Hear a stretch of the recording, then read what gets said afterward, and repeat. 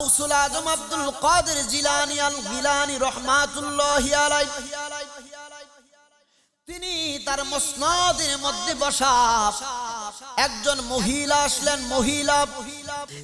মহিলা আসলেন পর্দার আড়াল থেকে। আয়েশা ডাক দিয়া কই, হুজুর আপনার কদম মোবারকে আমি চলে আসলাম। গাউসে পাক ডাক দিয়া কই, মা কেন আসলেন? ওই মহিলাটা ডাক দিয়া বললেন, হুজুর আমি অনেক দিন হলো আমি সংসার করতেছি হুজুর গো, আমার সময় অনেক দিন পর্যন্ত স্বামীর সংসারে কেটে গেল, তারপরেও কোনো সন্তানের মুখ এখনো পর্যন্ত দেখতে পারলাম না। হুজুর আপনি যদি একটু দোয়া করে দেন তাহলে মাওলায়ে কারীম আমার আল্লাহ হয়তোবা আমাদের দিকে মায়ার নজরে তাকাইতে পারে। মহিলা ইচ্ছে করলে নিজে নিজে আল্লাহর দরবারে দোয়া করতে পারতেন, কিন্তু মাঝখানে যদি মাধ্যম না থাকে, ওয়াসিলা না থাকে, তাহলে এই দোয়া কতটুকু কবুল হবে কি হবে না সেটা আমি আপনি বলতে পারি না। ওই মহিলা ডাক দিয়া বললেন, হুজুর আপনি একটু দোয়া করে দেন যাতে করে আমার গর্বে আল্লাহ রব্বুল আলামিন সন্তানের ব্যবস্থা করেন। গাউসে পাক মুরাকাবার হালতে চলে গেলেন। মুরাকাবার হালতে যে মাত্র চলে গেলেন, মুরাকাবার হালতে যাওয়ার পরে গাউসে পাক যখন স্বাভাবিক অবস্থায় হলেন, স্বাভাবিক অবস্থা হওয়ার পরে ওই মহিলাকে ডাক দিয়ে বললেন, মা আমি মুরাকাবার হালতে গিয়ে দেখলাম তোমার নসিবে কোনো সন্তান আমার আল্লাহ লিখে নাই। ওই মহিলা কাঁদতে কাঁদতে বেহুশ হইয়া গেছে। হুজুর সন্তান যদি আমার আল্লাহ না দেয় আমি কার পানে তাকাইয়া আমি জীবন পরিচালনা করব? সন্তান যদি হয় আমি সন্তানের দিকে তাকাইয়া জীবন চলার ক্ষেত্রে দুঃখ কষ্ট কিন্তু দুটোই আসে রে বাপ। এই দুঃখ কষ্ট সকল কিছু আমি ভুলে যাব। হুজুর আমি এত কিছু বুঝি না, আপনি দয়া করে আল্লাহর দরবার থেকে দোয়া করে আমার সন্তানের ব্যবস্থা করে দেন। ইনজিমিন টাইমে মহিলার কান্না দেখে গাউসে পাক ডাক দিয়া কয়, মা পেরেশানি হইও না। কেন জানেননি, মহিলা যারা মা বোন যারা আছেন অথবা শুনতেছেন পর্দার আড়াল থেকে, মা বোনদের নরম মন থাকে, কারণ মায়ের মন সন্তানের জন্য সদা সর্বদা কোমল মনের অধিকারী হয়ে থাকে, ঠিক না বেটি? ওরে মায়ের কান্দন যাবদি জীব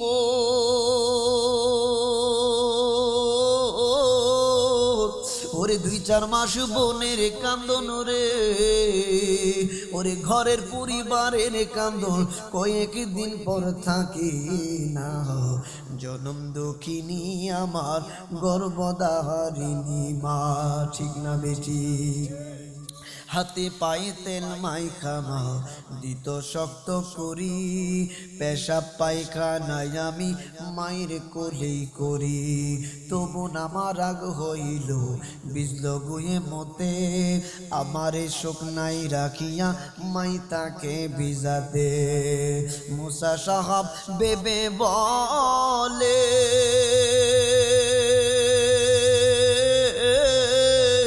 ওরে জান্নাত মায়ের কদম তলে গো,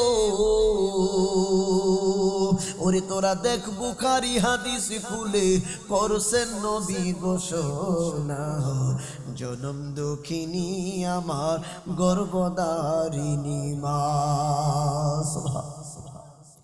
ওই মহিলা ডাক দিয়া বললেন, হুজুর আপনি আল্লাহর দরবার থেকে দোয়া করেন আপনার ওসিলায় যদি মাওলায়ে কারীম আমাকে সন্তান দান করে দেন। হুজুর আপনি একটু দয়া করে দোয়া করেন। গাউসে পাক বললেন, মা পেরেশানি হইও না, চিন্তা করো না। গাউসে পাক ডাক দিয়ে বললেন, মালিক সন্তানের ব্যবস্থা করে দাও। আল্লাহ ইলহামের মাধ্যমে জানিয়ে দিলেন, এ আব্দুল কাদির ওর নসিবের মধ্যে কোনো সন্তান নাই, মালিক সন্তানের ব্যবস্থা করে দাও। ইনজিমিন টাইমে অবশেষে কি হলো দেখেন, গাউসে পাক ডাক দিয়া বললেন, মা আমার কদম তলার নিচ থেকে এক চিমটি মাটি আমি তোমাকে দিয়ে দিলাম। এই এক চিমটি মাটিটুকু একটা মাদুলির ভিতরে তুমি ভরবা। মাদুলি মানে অনেক এলাকায় তাবিজ বলে, লোহার তাবিজ, রূপার তাবিজ। একটা মাদুলির ভিতরে ভরবা, মাদুলির ভিতরে ভরে তোমার হাতের মধ্যে ডান হাতে তুমি লাগাইয়ে দিবা। দেওয়ার পরে তুমি তোমার স্বামীর সঙ্গে মিলিত হইবা। আমার রব্বুল আলামিন এটার ওসিলায় তোমাকে সন্তান দান করবে। গাউসে পাক ডাক দিয়া কই, মা একটা সন্তান নয়, দুইটা সন্তান নয়, তোমার 7টা সন্তান হবে। সুবহানাল্লাহ। গাউসুল আজম আব্দুল কাদের জিলানী আল গিলানী রহমাতুল্লাহি আলাইহি বড় চমৎকার ভাবে দোয়া করে দিলেন। ওই মহিলা তিনি খুশি মনে বাড়ির দিকে রওনা হয়ে যাচ্ছে। যাইতে যাইতে সময় পেরোতে লাগলো। সময় যাইতে যাইতে ওই মহিলার গর্ভের মধ্যে অবশেষে 7টা পুত্র সন্তান আমার আল্লাহ দান করলেন।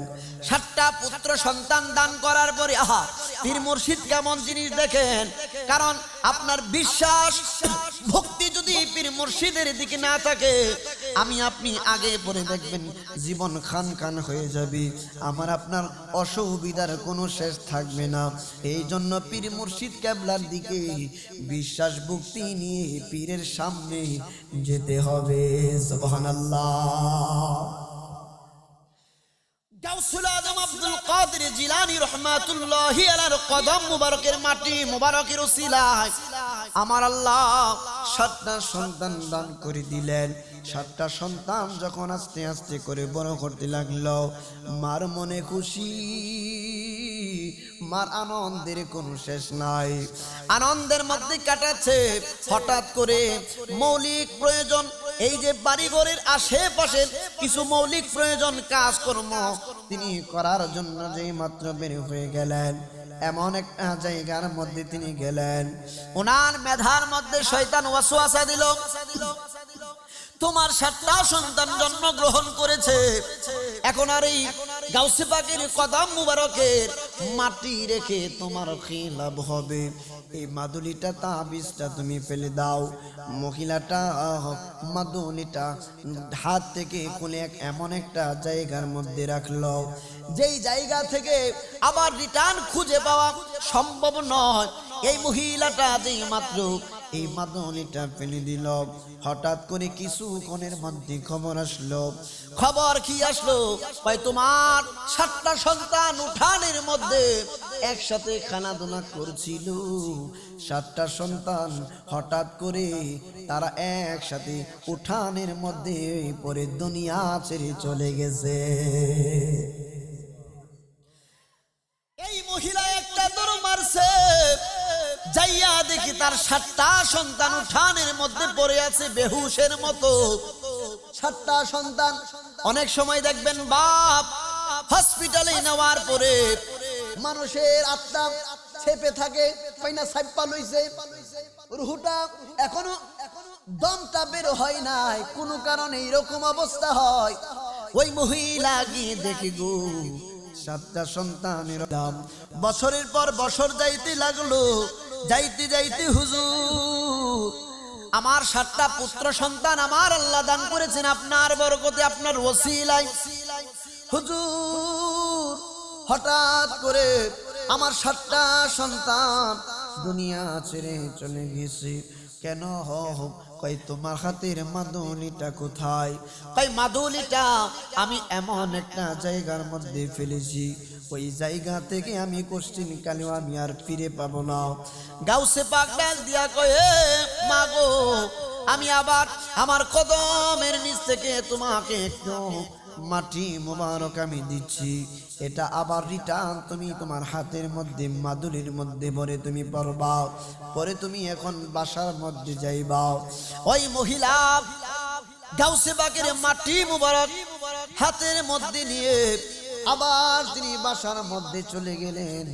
যাইয়া দেখে আমার আল্লাহর কুদরত বোঝা বড় দায়।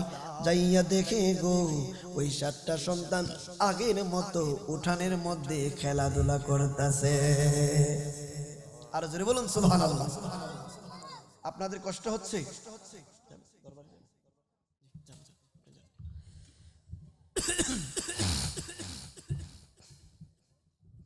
তাহলে আল্লাহর অলিগণের ওসিলায় অনেক কিছু হতে পারে, অনেক কিছু হতে পারে। এটা বোঝানোর জন্য আসলে একটু যাই। একজন আল্লাহর ওলি, দেখেন উনি একজন আল্লাহর ওলি। বলেন তো ডাক্তার কি ডাক্তারের কাছে যায়? যায়।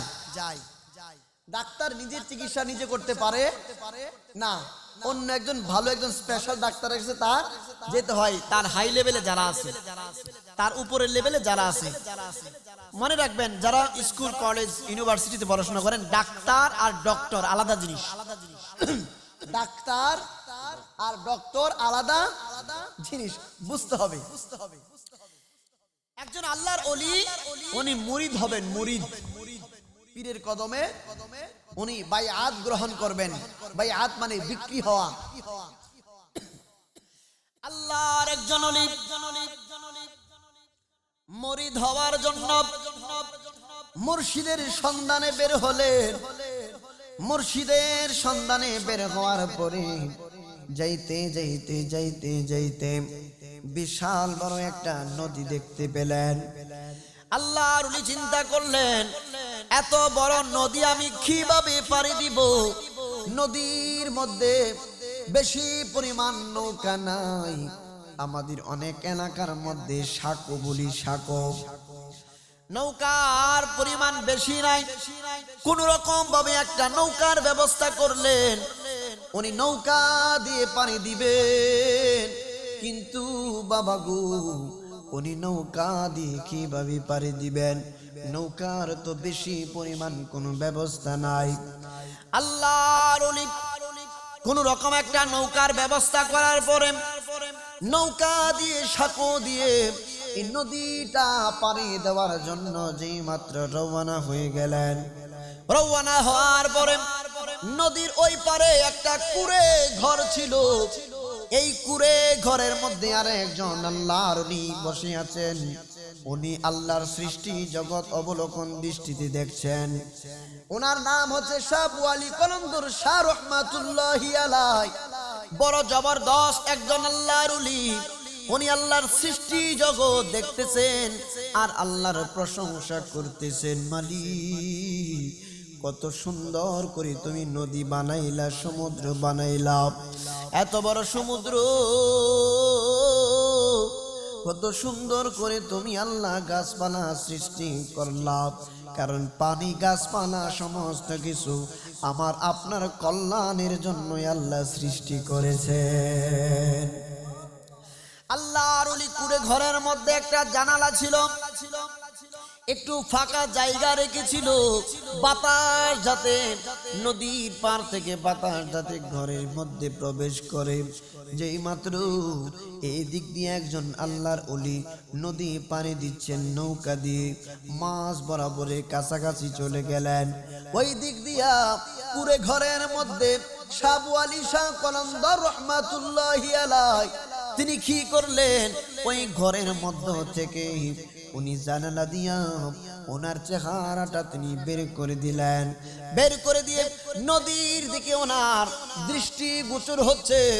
আস্তে আস্তে আস্তে আস্তে আল্লাহর উনি যেই মাত্র নৌকা দিয়ে অনেক দূর পর্যন্ত চলে গেলেন। আল্লাহর ওলি এই যে মাথা মুবারকটা জানলা মুবারক দিয়ে বের করে দেখতেছেন নদীর মধ্যে মাছ বরাবর একজন দরবেশের মতো, দরবেশের ভাব ধরে এই যে নদীর এ পারে তিনি আসতেছেন। হঠাৎ করে তিনি মনে মনে একটা ইসিম পাঠ করলেন, দোয়া পাঠ করলেন।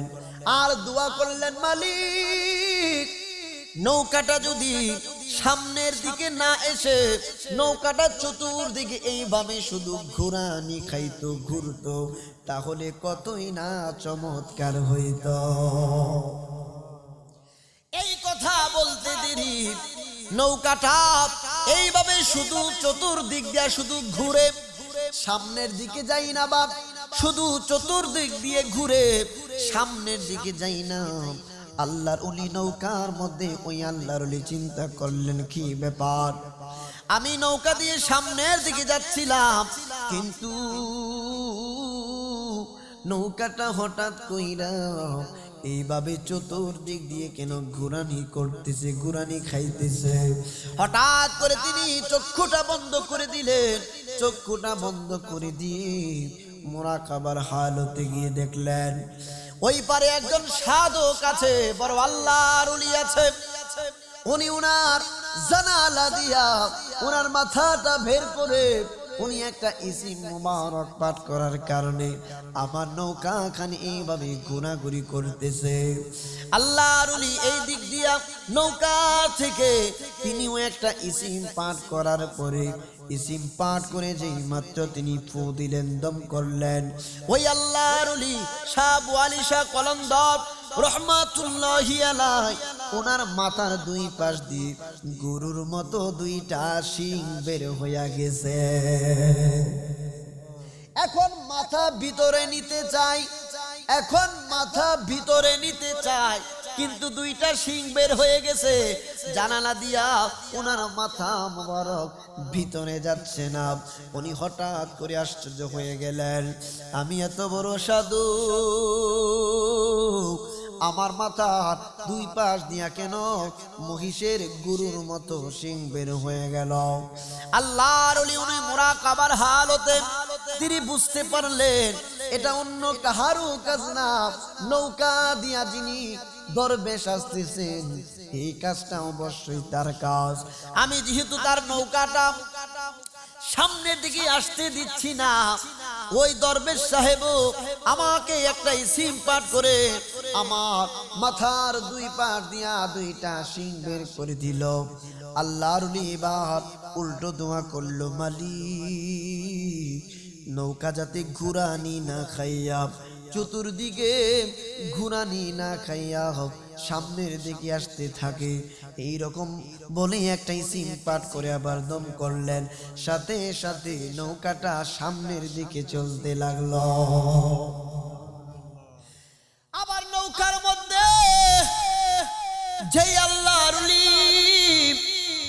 উনিও একটা ইসিম পাঠ করে আবার দম করলেন, ইশারা করলেন।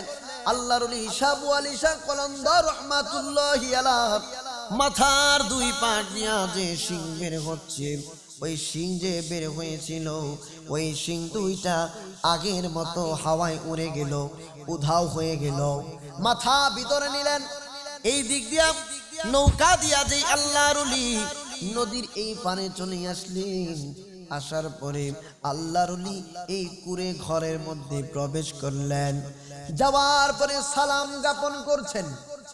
যাওয়ার পরে আমার দিকে মনোযোগ দেন ভাই, আসলে পরিবেশটা আমাকে দিতে হবে, পরিবেশটা আমাকে দিতে হবে। If you don't mind please, আমি শত শত হাজার হাজার মানুষ থাকে, আমরা যখন কথা বলি তো আমরা এখানে ম্যাক্সিমাম যুবক, কিন্তু যতগুলা মানুষই আছে মুরব্বী, একটু মনোযোগ দিবেন, কষ্ট করি। মাইকের আওয়াজও যতটুকু সম্ভব দিয়েছেন, যাই হোক আমার কথা কি বুঝতেছেন? মাইকের আওয়াজ কি ভিতরে আসে? সত্য করে বলবেন, শোনা যায়? আচ্ছা আচ্ছা, দেখেন এমন একটা জমানায় আসছি, এই পরিবেশে যদি আমি দলিল ভিত্তিক কথা বলি বা রেফারেন্স দিয়ে কথা বলি, মাইকম্যান কইবে হুজুর আমার মাইকটা দিলেন আমি জায়গা, বড় মহা মুসিবত। আমাকে যারা চিনেন চিনেন, কিন্তু এমন একটা, যাই হোক তারপর আমরা বসা আছি, এই যুবকগুলা বসা আছে, আমরা শেষ পর্যন্ত থাকবো ইনশাআল্লাহ। এই জন্য আমি ঘটনা বলতেছি আর কি, যাই হোক এই জন্য আমি ঘটনা বলতেছি। মাইকের আওয়াজও তেমন একটা উন্নত না, হ্যাঁ, কারণ ভিতরে আওয়াজ আসতেছে না। মানুষ পাবলিক যেটা বুঝে আর কি, পাবলিক পরিবেশ অনুযায়ী আপনাকে চলতে হবে, ম্যাচ করতে হবে, ঠিক আছে? যাই হোক আমার ফারুক ভাই অত্যন্ত মহব্বতের ভাই, উনি চট্টগ্রামে বর্তমানে থাকেন, আর যদিও ভাগাওরা ওনার এলাকা বাড়ি। এই যে আজকের মাহফিলে যিনার শুভ আগমন উপলক্ষে মাহফিল, মুসা শাহ পীর সাহাব, তা ওনারা মহব্বতের মানুষ, তো ওনারা সর্বোচ্চ চেষ্টা করেছেন আপনাদেরকে নিয়ে মাহফিলটা সুন্দর করার জন্য, কিন্তু আমাদের সহযোগিতা না দিলে, সহযোগিতা না থাকলে তো সুন্দর হবে না বাপ। আমাদের গুরুত্ব দিতে, আপনাদের এলাকার সন্তানদেরকে আপনারা গুরুত্ব না দিলে ওদের ভবিষ্যতে আপনারাই পস্তাবেন। আপনি আমি যখন মারা যাব, আপনি মুরব্বী, আপনি যখন মারা যাবেন, আপনার লাশটা তো আপনার এলাকার সন্তানরাই কাঁদে নিবে। কথা বুঝতেছেন? তাহলে আপনার এলাকার সন্তানরাই আপনার লাশটা কাঁদে নিবে। তাহলে আপনার এলাকার সন্তান পীর মাশায়েখ হবে, আলেম হবে, সুফি হবে, দরবেশ হবে, আপনারা গুরুত্ব না দিলে দিবে কে? কথা বুঝতেছেন? আল্লাহর ওই নৌকা থেকে নেমে সালাম দিলেন। সালাম দেওয়ার পরে আল্লাহর ওলি ডাক দিয়ে বলতেছেন, হুজুর আমি আসছি আপনার কদম মোবারকে, আমার মা আপনার কাছে পাঠিয়েছেন, আপনার নাম লিখে পাঠিয়েছেন। আল্লাহর ওলি ডাক দিয়ে বললেন, কিসের জন্য? ওই আপনার কাছে মুরিদ হওয়ার জন্য আমি আসছি। এত বড় একজন আল্লাহর ওলি, ওনার মুরিদ হওয়ার প্রয়োজন। আর আমরা দুই পাতা পড়ছি কি পড়ি নাই? আমরা আজকে পীর মুরিদের বিপক্ষে অনেক কথা বলি। আমার বন্ধুরা, বাবারা, গভীর মনোযোগ। আল্লাহর ওলি ডাক দিয়া বললেন, হুজুর আমি আপনার কদম মুবারকে মুরিদ হওয়ার জন্য আসছি। কয় না না না, তোমার যে ইলমে মারিফতের পাওয়ার আমি দেখলাম, ইলমে তরিকতের পাওয়ার আমি যতটুকু দেখলাম, আমার কাছে তোমাকে মুরিদ করতে পারবো না, আমি তোমাকে মুরিদ করব না। হুজুর আমাকে দয়া করে মুরিদ করে নেন। আমি পীরের সন্ধানে বের হয়েছিলাম, হুজুর আমি অনেক দূর থেকে আসলাম, আমাকে আপনি মুরিদ না করে ফিরিয়ে দিবেন না। আল্লাহর ওলি শাহ ওয়ালি শাহ কলন্দর রহমাতুল্লাহি আলাইহি তিনি বললেন, বাবারে আমি তোমাকে মুরিদ করতে পারবো না, কারণ মুরিদ করতে হলে মুরিদের চাইতে বেশি পাওয়ার পীরের থাকতে হয়, নয়তোবা পীরকে লজ্জায় পড়তে হবে। বাবারে আমি তোমাকে মুরিদ করতে পারবো না। তোমাকে একটা জায়গার নাম বলি, তোমাকে একটা জায়গার নাম বলি, ওই জায়গার মধ্যে তুমি চলে যাইবা। ওই জায়গার মধ্যে যাওয়ার পরে তুমি ওই জায়গায় একজন সুন্দর একজন বড় আল্লাহর ওলি আছেন। একজন আল্লাহর ওলি দিনে রাত 24 ঘন্টা আল্লাহর ইবাদতে মশগুল থাকে। ওনার কদম মোবারকে তুমি মুরিদ হইতে যাইবা। আমি ডিটেইলস তোমাকে আমি কি বলে এটাকে ঠিকানা লিখে দিচ্ছি। ওই জমানায় তো খাতা কলম ছিল না, গাছের ছাল বাকলে লতা পাতার মধ্যে ইশারা ইঙ্গিতে বিভিন্ন মাধ্যমে লেখালেখি হতো। আল্লাহর ওলি যখন ঠিকানা দিলেন আর বললেন তুমি চলে যাও, এই আল্লাহর ওলি নৌকা দিয়ে যিনি আসলেন উনি বলতেছেন, হুজুর আমি একা একা যাইতে পারবো না, আমি একা একা যাইতে পারবো না হুজুর, আমি একা একা যাইতে পারবো না, আমার সঙ্গে আপনাকেও যেতে হবে, আমার সঙ্গে আপনাকেও যেতে হবে। আল্লাহর ওলি ডাক দিয়ে বললেন, কি ব্যাপার তুমি একা একা যাইতে পারবা না কেন? হুজুর আপনি তো বলেছেন এই জায়গা থেকে আপনার পীর মুর্শিদের কাছে যাইতে 14 দিন সময় লাগবে। হেঁটে হেঁটে 14 দিনের রাস্তা আমি হয়তোবা চিনব না, আঁকা বাঁকা রাস্তা থাকতে পারে। হুজুর দয়া করে আমার সঙ্গে আপনি একটু চলুন না। ইঞ্জিমিন টাইমে কি করলো আল্লাহর ওলি দুইজনে মিলে 14 দিনের রাস্তা তিনারা পারে দেওয়ার জন্য রওনা হয়ে গেলেন। একবার জুড়ে বলা যাবে কি সুবহানাল্লাহ। আল্লাহর ওলি দুইজন পথ চলতে লাগলেন। যাইতে যাইতে যাইতে যাইতে আমি কিছুক্ষণের মধ্যে জিকির করব রে বাপ, আপনাদেরকে নিয়ে একটু মনোযোগ দিয়ে শুনেন। আল্লাহর ওলি যাইতে যাইতে যাইতে যাইতে কয়েকদিন যেই মাত্র হাঁটাহাঁটি করতে লাগলেন, হঠাৎ করে শাহ ওয়ালি শাহ কলন্দর রহমাতুল্লাহি আলাইহি উনি কি করলেন, উনি কি করলেন, উনি বললেন বাবা চক্ষু বন্ধ করো। চক্ষু বন্ধ করে আমার হাতের মধ্যে তোমার হাতটা লাগাইয়া দাও। হুজুর হাতের মধ্যে হাতটা লাগাইলাম, লাগানোর পরে বলতেছি চক্ষু বন্ধ করো। আমি যতক্ষণ পর্যন্ত বলবো না ততক্ষণ পর্যন্ত চক্ষু খুলবা না। হঠাৎ করে হাতটা হাতের মধ্যে লাগাইয়া কিছুক্ষণ যাওয়ার পরে বললেন বাবা এবার চক্ষুটা তুমি খোলো। চক্ষুটা খুইলা দেখি 14 দিনের রাস্তা কয়েক সেকেন্ডে আল্লাহর ওলির ওসিলাই পাড়ি দিয়ে দিছে। আপনাদের কষ্ট হচ্ছে? একটু জিকির হতো, একটু জিকির করলে ঘুম ভাঙবে, একটু জিকির করলে ঘুম ভাঙবে। আচ্ছা ঠিক আছে, একসাথে মহব্বতে জিকির করতে পারবেন তো ইনশাল্লাহ? একসাথে মহব্বতে, অপারেটর কই, মাইক অপারেটর, একসাথে একটু মহব্বতে আমরা একটু জিকির করব, একটু মহব্বতে। আল্লাহ আল্লাহ আল্লাহ আল্লাহ আল্লাহ আল্লাহ আল্লাহ আল্লাহ করেন না, আল্লাহ আল্লাহ আল্লাহ একটু কমাই দেন এটা। আল্লাহ আল্লাহ আল্লাহ আল্লাহ আল্লাহ আল্লাহ আল্লাহ আরেকটু আল্লাহ আল্লাহ আল্লাহ আল্লাহ আল্লাহ আল্লাহ আরেকটু বাড়ান, আরেকটু বাড়ান। আল্লাহ আল্লাহ আল্লাহ আল্লাহ মুর্শিদ মুর্শিদ কইনা কইনা আমার গোমা সেনা নয়নে।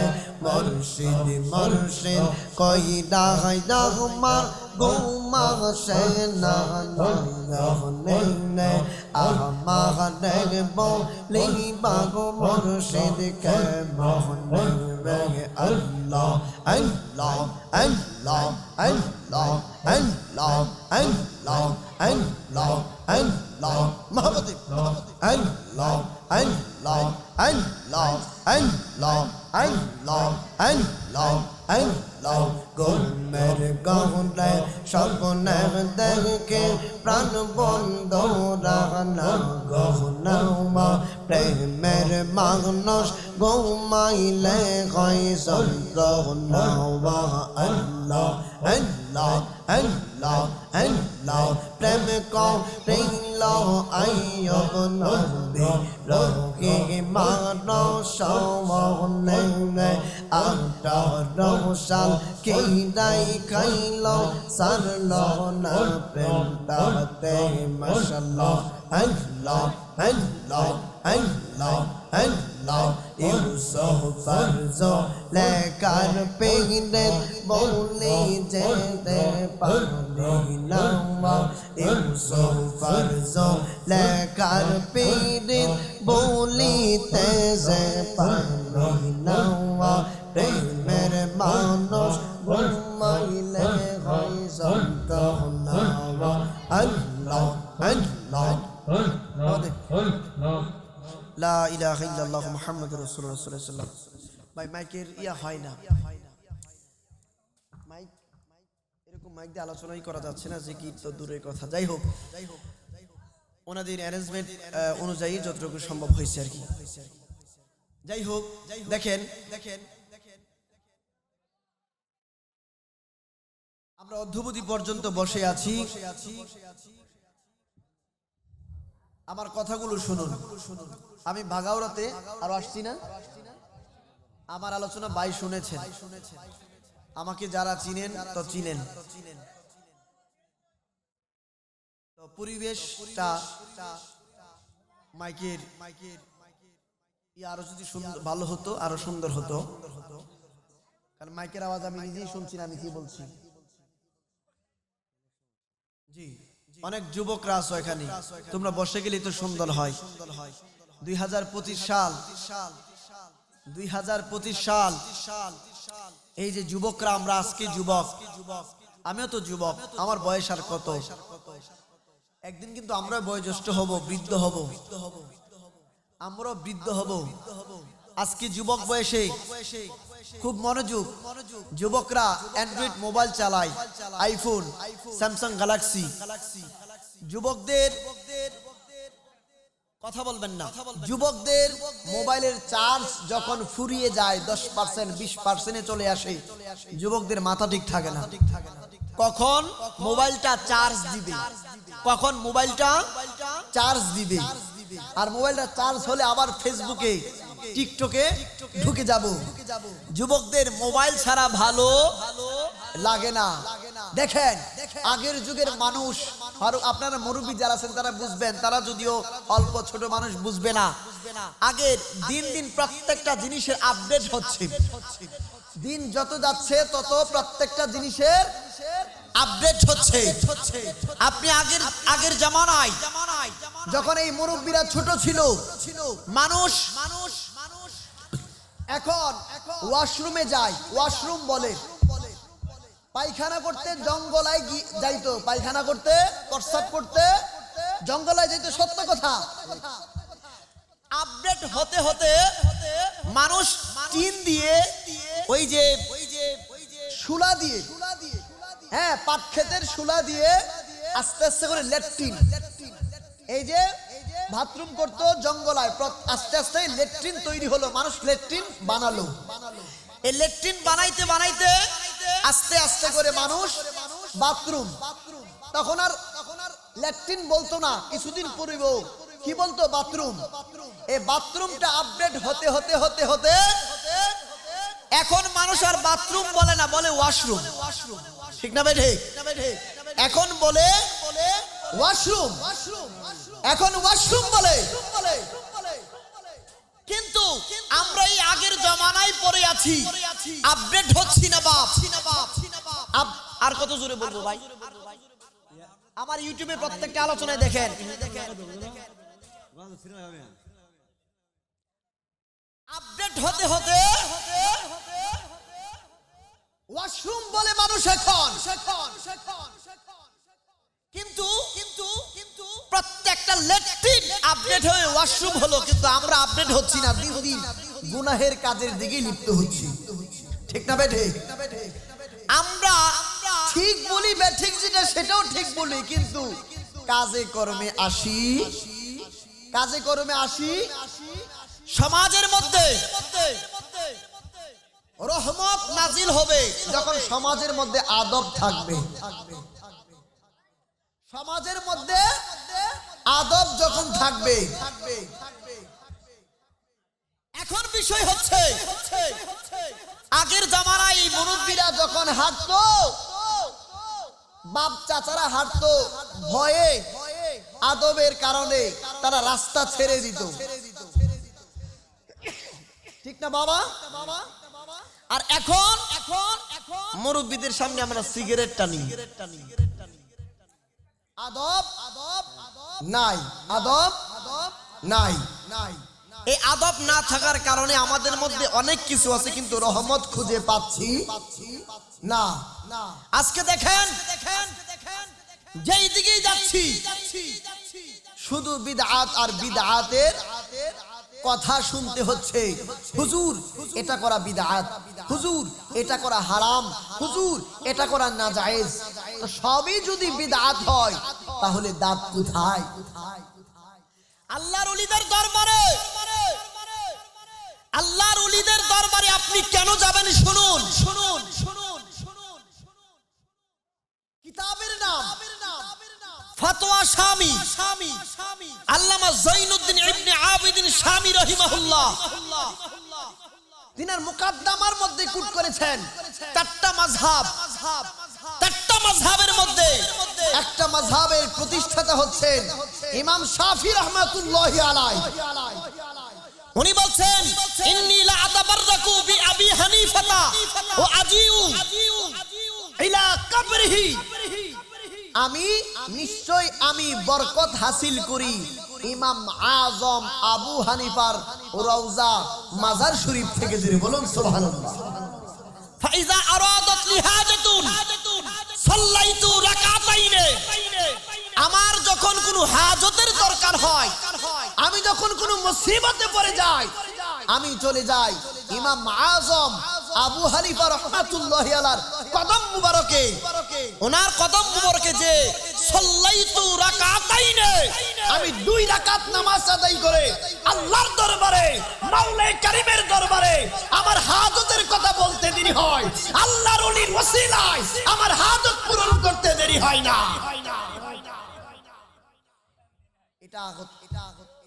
এটা আকীদা, এটা আকীদা। বাপ আপনাদেরকে আমি কিভাবে বুঝাবো?